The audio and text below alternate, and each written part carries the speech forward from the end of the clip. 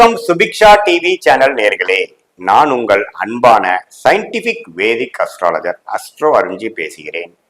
நல்லது நினைப்போம், நல்லதே நடக்கும். தொடர்ந்து நம்மளோட சேனல்ல வரக்கூடிய வீடியோஸ் பார்த்துட்டு இருப்பீங்க நம்புறேன். அறிவியல் சார்ந்த ஜோதிட கருத்துக்களை நம்ம கிட்ட இருந்து பாக்குறீங்க.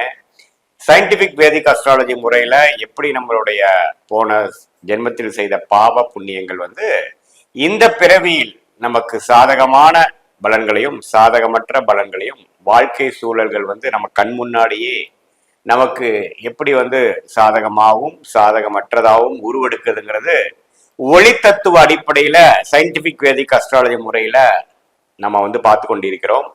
அந்த வகையில இந்த வீடியோல நம்ம என்ன பார்க்க போறோம்னா, கன்னி லக்னத்துல பிறந்தவங்களா இருந்தாலும் சரி, கன்னி ராசியில பிறந்தவங்களா இருந்தாலும் சரி, உங்களுடைய கர்ம பலன் எப்படி செயல்பட போகிறது, உங்கள் ஜாதகத்தில் இருக்கக்கூடிய கிரகத்தின் திக்பலம், ஸ்தானபலம், திருக்பலம், மற்ற அமைப்புகள் பொறுத்து எப்படி உங்களுடைய கர்மா போன ஜென்மத்தில் செய்த நீங்கள் பாவ புண்ணியங்கள் இந்த வாழ்க்கையில் நீங்கள் பிறந்த தேதி, பிறந்த நேரம், பிறந்த ஊரை வைத்து வரக்கூடிய அந்த உங்களுடைய ஜாதகத்தை பொறுத்து எப்படி உங்க கர்மா செயல்படுகிறதுங்கிறது நம்ம தெரிஞ்சுக்க போறோம். அதற்கு முன்னாடி இந்த சேனலுக்கு ஃபர்ஸ்ட் டைம் வரவங்க மறக்காம சப்ஸ்கிரைப் பண்ணுங்க. தொடர்ந்து நம்மளோட வீடியோஸ் எல்லாம் உங்களை அடைந்து அது மூலமாக நீங்கள் பயன் பெறலாம்.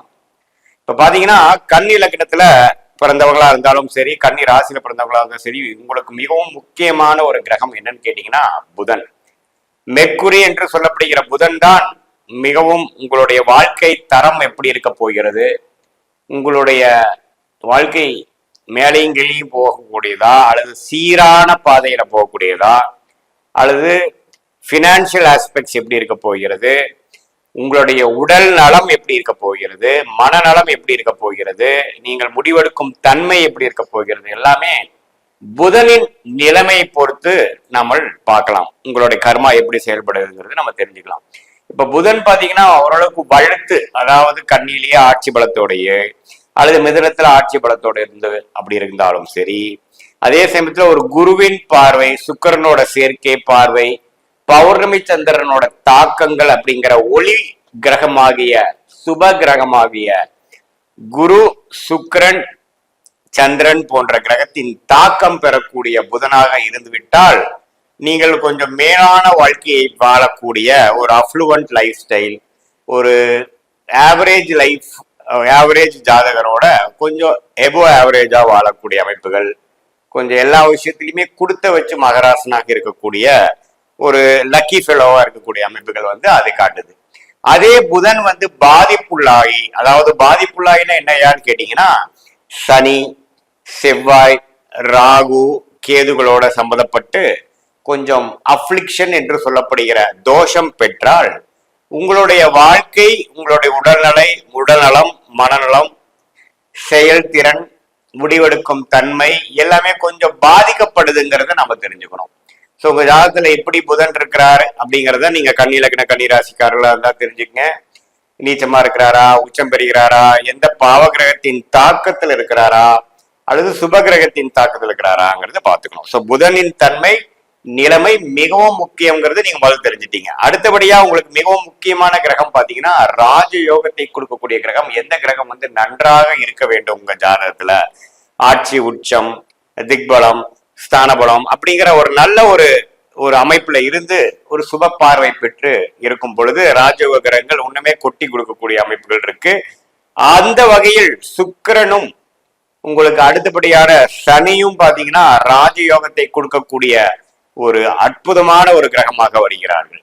சோ கன்னிலக்ன கன்னிராசிக்காரர்கள் பிறக்கிறப்போ சுக்கிரனோட நிலைமை நம்ம முக்கியம். சுக்கிரன் 7ஆம் இடத்துல உச்சம் பெறும் பொழுது அருமையாக இருக்க போகும் அர்த்தம். அது சனி, செவ்வாய், ராகு, கேதுகளோட சம்மந்தப்படாமல் இருக்கும் பொழுது உண்மையே நல்லது. கேதுவோட சேர்ந்து அவ்வளவு தவறு இல்லை. அதே சமயத்துல ஒரு குரு பார்வையோ, ஒரு சந்திரனின் தாக்கமோ, அது ஒளி பொருந்திய சந்திரமாக இருந்து விட்டால் ஒண்ணுமே நல்லது. அப்படிலாம் இருக்கும் பொழுது ஒண்ணுமே விசேஷமான பலன்கள் உண்டு. அது சுக்கிர திசை நடந்துருச்சுன்னா கேட்கவே வேண்டாம்.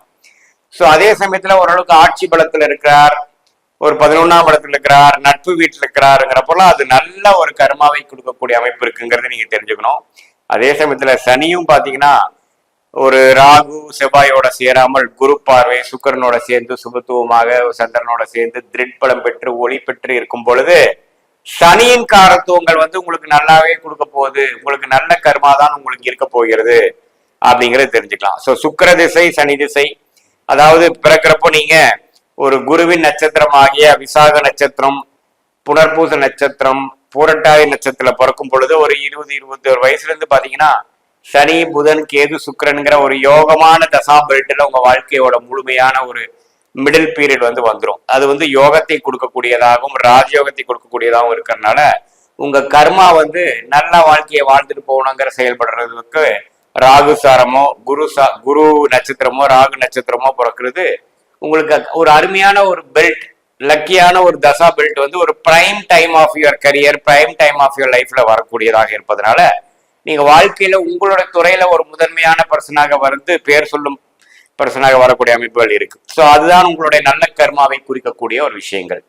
இதே பாத்தீங்கன்னா நீங்க சுக்கிரனோட நட்சத்திரமாகிய பூரம் பூராடம் பரணி நட்சத்திரத்துல பிறக்கும் பொழுது பிறக்கிறப்பவே யோகமான திசைகள் முடிந்து அடுத்த வரக்கூடிய சூரிய சந்திரன் செவ்வாய் ராகு திசைகள்லாம் மிகவும் சுமாரான திசைகளாக வந்து வாழ்க்கையில கொஞ்சம் ஒரு சுமாரான வாழ்க்கை, பிலோ ஆவரேஜான வாழ்க்கை, 10-11 வாழ்ந்துட்டு போற வாழ்க்கையாக அமையக்கூடிய அமைப்பு இருக்கு.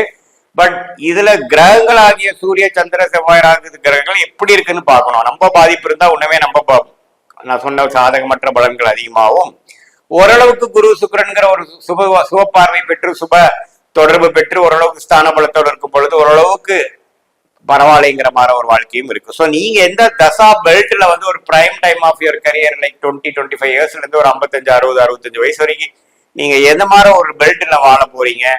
சனி புதன் கேது சுக்கிரனோட தசா பெல்ட்ல வாழ போறீங்களா, அல்லது சூரியன் சந்திரன் செவ்வாய் ராகுங்கிற அந்த தசா பீரியட்ல வந்து வாழ போறீங்களாங்கிறத பொறுத்துதான் உங்களுடைய கர்ம பலன் வந்து இந்த வாழ்க்கையில் இந்த பிறவியில் எப்படி செயல்பட போகிறது. நீங்கள் வாழ்க்கை மேன்மையாக வரப்போறீர்களா, பேர் சொல்லும் பிரச்சனை வரப்போறீங்களா, 10-11 வரப்போறீங்களா, லக்கு கரெக்டான டைம்ல கரெக்டான விஷயங்கள் உங்க கைக்கு கிடைக்க போகுதா, அல்லது கைக்கு கிடைச்சது வாய்க்கு கிடைக்கவில்லைங்கிற மாதிரி ஒரு பிரச்சனைகள் கொடுக்கக்கூடியதாங்கிறது நம்ம தெரிஞ்சுக்கலாம். ஸோ இதுதான் வந்து கர்ம பலன்கள் வந்து கன்னி லக்ன கன்னி ராசிக்காரர்களுக்கு கிரகத்தை கொடுக்கக்கூடிய அந்த 3 முக்கிய கிரகமாகிய புதன் சுக்கிரன் சனிங்கிறது தெரிஞ்சுக்கிறோம். வரவே கூடாத கிரகம், அதாவது பிரச்சனைக்குரிய கிரகம், வரவே கூடாத திசை என்று சொல்லப்படுகிற செவ்வாய் திசை வந்து கன்னி லக்ன கன்னி ராசிக்காரர்களுக்கு வரப்போ பாதிப்பு கொடுக்கக்கூடிய அமைப்பு இருக்கு. அதுமே கொஞ்சம் கடுமையாக சனி ராகுவோட சேரும் பொழுது உன்னமே பிரச்சனைகள் வந்து ஜாதகருக்கு தீய கர்மாவை கொடுக்கக்கூடிய ஒரு கிரகமாக செவ்வாய் வந்துடும்.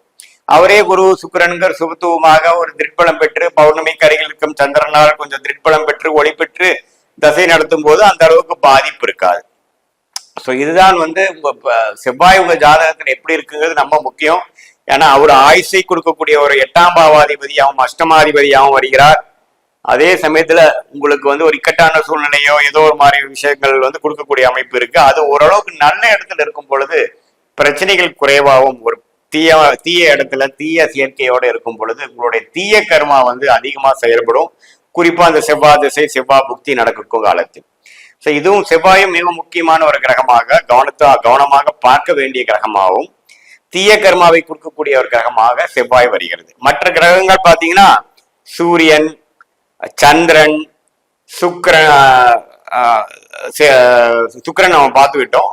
சூரியன் சந்திரன் குரு இந்த 3 கிரகம் பாத்தீங்கன்னா ஓரளவுக்கு நியூட்ரலான பலத்தை கொடுக்கக்கூடிய அமைப்பு. அதுல குரு பாத்தீங்கன்னா பாதகாதிபதியாக வரார். உபயலக்னம் உபயராசிக்கு பாதகத்தை கொடுக்கக்கூடியவர் 7ஆம் வீட்டு அதிபதியாக வரார். புதனே குருவே 7ஆம் வீட்டுக்கு கனெக்ட் ஆகி 7ஆம் வீட்லயே இருக்கும் பொழுது பாதகத்தை கொடுக்கக்கூடிய அமைப்பு வந்துடும். ஸோ குரு எப்படி இருக்கிறார்? குரு ஓரளவுக்கு நட்பு வீட்டுல 11ஆம் வீட்டுல அப்படிங்கிற மாதிரி நல்ல இடத்துல இருக்கும் பொழுது நல்ல பலன் கொடுக்கிறார். சூரியனும் பாத்தீங்கன்னா சனி ராகுவோட சேராமல் கொஞ்சம் திக்பலம் பெறும் பொழுது நல்ல ஒரு விஷயத்தை கொடுக்கிறார். 10ஆம் இடத்துல திக்பலம் பெறுகிறார். மிதுனத்துல இருக்கும் பொழுது திக்பலம் பெறுகிறார். அதே சமயத்துல லாபஸ்தானாதிபதியாக சந்திரன் ஒளி பொருந்திய சந்திரனாக பௌர்ணமிக்கு அருகில் இருக்கக்கூடிய ஒரு சந்திரனாக ஓரளவுக்கு ஒளியுள்ள ஒரு கிரகமாக இருக்கும் பொழுது அவரும் நல்ல பலன் லாபத்தை கொடுக்கக்கூடியதாக வருகிறார்.